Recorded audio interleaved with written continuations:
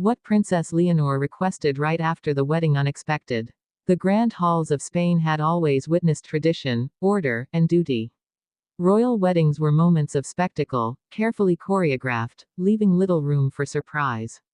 Yet, just when the world thought Princess Leonor's wedding had concluded in perfect harmony, something astonishing happened. She made a request, simple, yet so unexpected, that it left both her family and her subjects in awe. Why would the future queen, at the height of her most celebrated moment, turn tradition on its head with a request no one saw coming? And what does this reveal about the kind of monarch she is destined to become? To understand this, we must first step back into the hours following the wedding, when the world was still reeling from the majesty of the ceremony. The cathedral's bells still echoed across Madrid, the streets overflowed with jubilant crowds, and the air itself seemed heavy with history. Leonor, dressed in regal grace, had walked into her marriage not just as a bride, but as a sovereign in waiting, binding Spain's monarchy to a new chapter of love and legacy. Yet, at the very moment when others would retreat to private celebrations, she turned to her closest circle with words no one could have expected. Her request was not for jewels, not for titles, not for an escape from duty. It was deeply personal, deeply human, and profoundly symbolic. But before we reveal what it was, let us explore the forces that shaped her decision, the tensions, the traditions, and the unspoken weight that Leonor carried on her shoulders. As the first queen regnant Spain has prepared for in generations, Leonor's journey has always been one of balancing love and duty. She grew up under the gaze of a watchful public, trained to embody the crown while still searching for her own identity. Her parents, King Felipe and Queen Letizia, knew the challenges well. Felipe had himself been bound by royal duty, navigating the expectations of a modernizing Spain. Letizia, once a commoner and journalist, had faced skepticism from the very institution she now represented. Together, they raised Leonor to be both royal and relatable, disciplined yet compassionate, traditional yet unafraid to evolve. The wedding itself was the culmination of this delicate balancing act. The guest list was a who's who of European royalty, monarchs from Denmark, Britain, and beyond, all watching to see how Spain's heir would define her future. Every detail spoke of legacy, the dress echoing centuries of royal history, the music blending solemnity with hope, the vows spoken not just as a promise of love but as a pledge to her people. And yet, beneath the splendor, Leonor's heart carried a quiet resolve. Because Leonor knew something the rest of the world did not.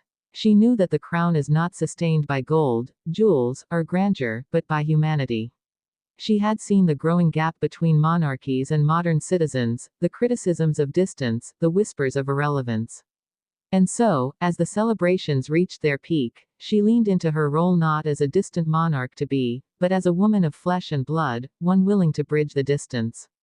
When the royal family withdrew from the public eye after the ceremony, stepping into the palace halls for the private reception, Leonor made her move. Instead of requesting lavish gifts or indulging in the traditional royal protocols that follow such an event, she asked for something far different. She requested time to walk among her people, to greet those who had traveled from across Spain to see her marry, not through the distant wave of a balcony, but face to face, eye to eye. The court froze. Such a request broke centuries of royal tradition. Newly married royals were meant to retreat, to remain untouchable, to let the people celebrate from a distance. But Leonor would not relent. She wanted to meet her people, not as their untouchable queen, but as their future sovereign who understood them. And so, flanked by only a few guards, she stepped outside, still in her bridal attire, and walked directly into the crowd. What followed was chaos, beautiful, overwhelming chaos. The crowd erupted, tears streaming down the faces of ordinary Spaniards who never thought they would see a future monarch so close, so real. Mothers held their children high, veterans saluted with trembling hands, and students waved flags with unbridled joy. Leonor shook hands, she embraced, she listened. Her presence dissolved the invisible barrier between crown and people in a way Spain had not seen for centuries. But why was this so shocking? Why did this simple gesture hold such weight? The answer lies in Spain's own history. The monarchy had long been perceived as distant, sometimes even cold, rooted in protocol, removed from the struggles of everyday citizens. In moments of crisis, the people had questioned whether their royals truly understood their burdens. Leonor, however, understood that the survival of the monarchy in modern times depended not on ceremony, but on connection. Her request, so simple, yet so daring, was a declaration that her reign would be built on accessibility, empathy, and trust. And yet, this was not the end of her unexpected demands. As whispers spread across Europe about her bold act, Leonor made another request: that part of the wedding gifts traditionally reserved for the royal couple be redirected to humanitarian causes in Spain. Schools in underfunded regions, hospitals struggling under pressure, and cultural institutions fighting to preserve Spain's identity would now directly benefit from her wedding. It was a move that both stunned her advisors and won her the admiration of the people.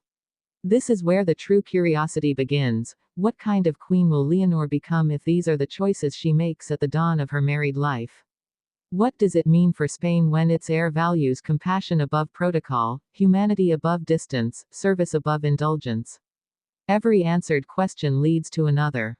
Will this boldness create friction within the royal family, especially among those who fear tradition is being eroded? How will foreign monarchies, steeped in their own protocols, respond to Leonor's unexpected defiance of royal norms? And most of all, what does this reveal about the future of monarchy itself in the 21st century? For some, Leonor's act was dangerous, a risky breaking of barriers that might weaken the crown's mystique. For others, it was revolutionary, a redefining of monarchy for a generation that demands authenticity. But for Spain, one thing became undeniable: their future queen had shown them a glimpse of her reign, and it would not be one of distance. It would be one of love, of legacy, and of humanity. And so, as the night drew on and the palace returned to quiet, Leonor's request continued to echo across Spain, not in the form of a command, but as a promise. A promise that her reign would be different. A promise that she would never forget the people whose voices filled the streets on the day she married. A promise that the crown, for once, would not sit above the people, but with them. This was not just a wedding. This was the birth of a new monarchy. And it all began with one unexpected request.